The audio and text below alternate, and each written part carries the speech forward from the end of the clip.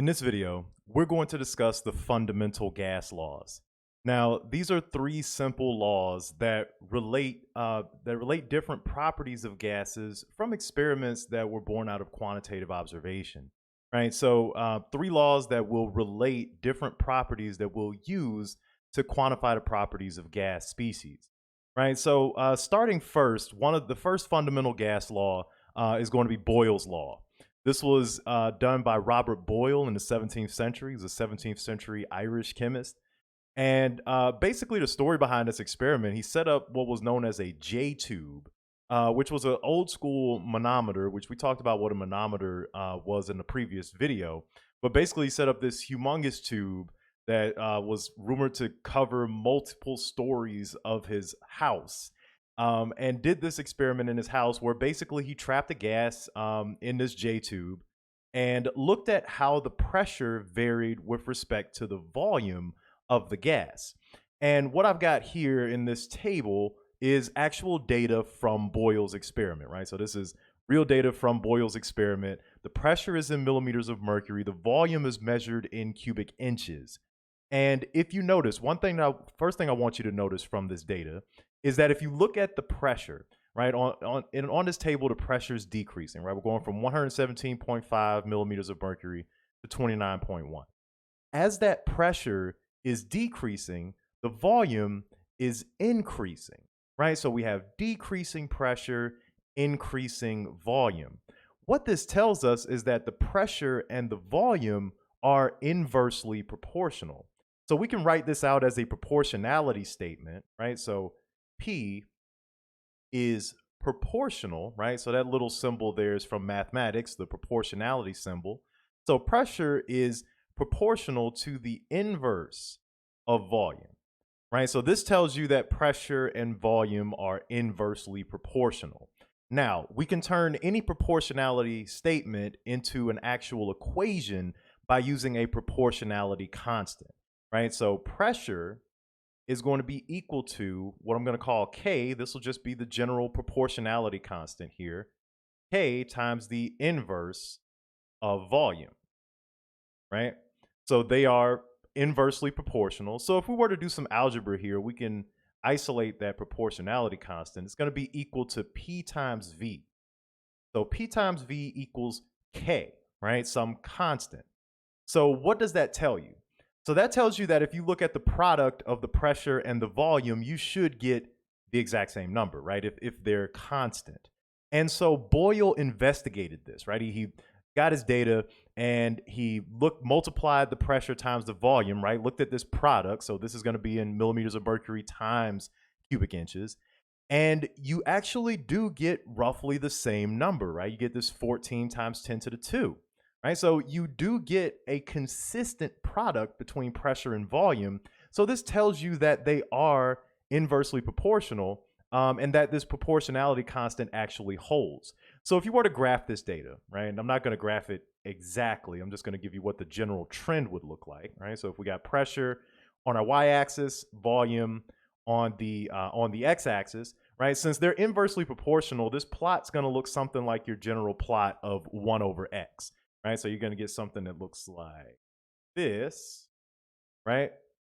And if this proportionality holds, what this means, right? So let's say we take a pressure and volume measurement at some initial conditions, right? So we'll have some initial pressure P1, right? And some initial volume V1, right? So if we were to take that, right, we got that initial measurement there. And let's say we take a second measurement. Right? So let's take a second measurement. We got some pressure P2, right? And we look at its volume. Right? It's going to be right there. Right? V2. Right? So if we take these two measurements, right? So we got pressure volume measurement at some initial conditions, P1, V1, and then a second pressure volume measurement, P2, V2. Right? What we can isolate here or set up is an equation that relates pressure and volume under two different instances, right? So we can say that P1 times V1 is going to be equal to P2 times V2, right? And why is that the case? Because they should both be equal to the proportionality constant K, right? Think about this data. If both products are going to be equal to 14 times 10 to the 2, then that means that we should be able to set those two values equal, right? Those two products should be equal since they give the exact same value, right? So we can set up this equation where P1V1 would equal to P2V2. And this can be used for any gas under changing conditions. And we'll see in the next video, I'll go through a few examples of how we can actually use this to calculate, like, for example, what's going to be the pressure of a gas sample if you expand the container, right? So if you have some constricted container and you open it up and allow more volume in, how does that affect the pressure, right? So we'll go through those examples in the next video, but know that this is where this comes from, right? Since they're both equal to that same proportionality constant, then you should get, they should be able to set those products equal since they both equal K. Okay, so that's Boyle's Law. Boyle's Law relates pressure and volume. It sets up this inverse proportionality between pressure and volume, and relates those two properties. So the next fundamental gas law is known as Charles's Law. And this was done by Jacques Charles, who was a little bit younger than, well, a lot younger than Boyle, right? So this happened in the 19th century, right? When Jacques Charles was doing these experiments. And what this is going to relate, right? Charles's law relates the volume to the temperature, right? And so what we see here in this plot, you have this gas that has a weight on it, right? So it's the same weight. This weight has the exact same mass in all of these, right? So this mass is not changing, right? It's exerting a pressure on, or it's exerting a force on that gas sample. At 100 Kelvin, right, it occupies about a fourth of the volume.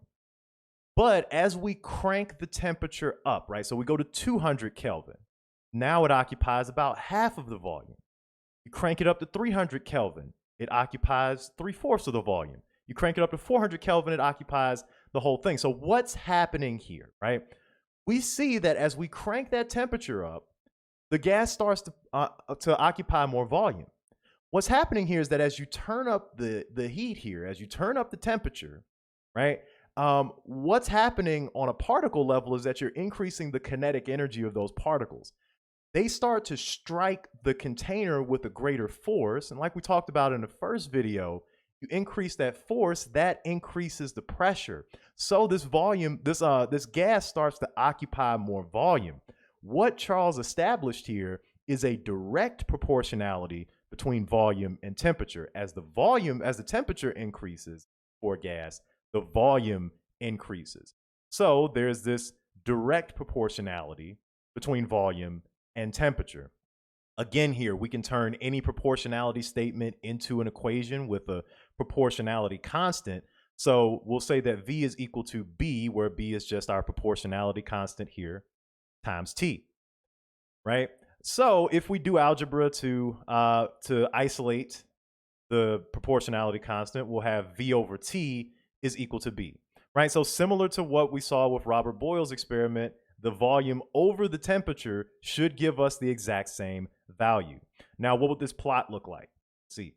So if we plot this guy, we'll have volume on the y-axis, temperature on the x-axis, right? You're expecting to get a direct proportionality. Should be a straight line, right? So let's put a straight line right there, right? So, and here again, we end up with the same type of deal, right? So where if we take a measurement at one volume, right, at some volume V1 and some temperature T1, and we take a similar measurement at a different volume, right, V2, we'll have some pressure T2, we can set up something very similar to what we did with Boyle's Law here with Charles's Law, right? So what we can set up here is that we know that the quotient between volume and temperature should be exactly the same for these measurements. So we can say that V1 over T1 should be equal to V2 over T2, right? Again, because they should both be equal to that proportionality constant, right? They should both be equal to that constant, so they themselves are equal, right? This is Charles's law, right? Relating the volume to the temperature, this direct proportionality between volume and temperature. Okay, the last fundamental gas law is Avogadro's law, right? Here goes that guy again, right? So Amadeo Avogadro of Avogadro's numbers fame um, also innovated a gas law. In fact, Avogadro's number actually came from his experiments on gases, right? So Amadeo Avogadro set up some experiments where he measured the volume of 1 mole of gas of different species. So Avogadro's law actually has a few different consequences. Just like Boyle's and Charles's law, it sets up a proportionality here, which may seem kind of obvious actually. So the volume for a gas is going to be directly proportional to the number of moles of the gas, right? And that seems to make sense. The more gas you have, the more gas particles you have, the more volume it's going to take up, right? Just like the more, the more you stack up blocks, the more volume they're going to take up for the structure, right? Same deal here. You add more gas molecules, gas particles, it's going to take up more volume. But what he noted here was really profound. What I've drawn here is 3 different bulbs of gases. One contains helium, one contains nitrogen gas, the other contains methane gas, CH4. Each bulb contains 1 mole of gas at atmospheric pressure. So what Avogadro noted here was that if you take 1 mole of gas, right, 6.02 10 to the 23rd molecules of any gas, doesn't matter the identity of that gas, it's going to occupy the exact same volume. And this is huge because this means that this proportionality does not just hold for one gas species, holds for multiple gas species, whether it's helium, methane, what have you, CO2, oxygen. They all will occupy this same volume if you take 1 mole of gas at atmospheric conditions, right? So it establishes that it doesn't matter the identity of the gas. These gas samples can be treated the same way, and it sets up this direct proportionality. So again here, we can turn this proportionality into an equation, right? I'll use proportionality constant A times N. Again, doing algebra here to isolate that coefficient, that proportionality constant, right? We get volume over the number of moles should be equal to the proportionality constant A. So again, with Avogadro's law, just like with Charles's law, you can take different measurements, V1, N1, and that should be equal to V2, N2. Right? Again, those are both equal because they should both be equal to the proportionality constant A. So that gives us Avogadro's law. Okay, so these fundamental gas laws will serve as the foundation for what's known as the ideal gas law. In the next video, I'm going to go through a few examples of just using these fundamental gas laws to solve problems. And then in the next video after that, we'll start building the foundation of the ideal gas law based on these fundamental gas laws from Boyle, Charles, and Avogadro.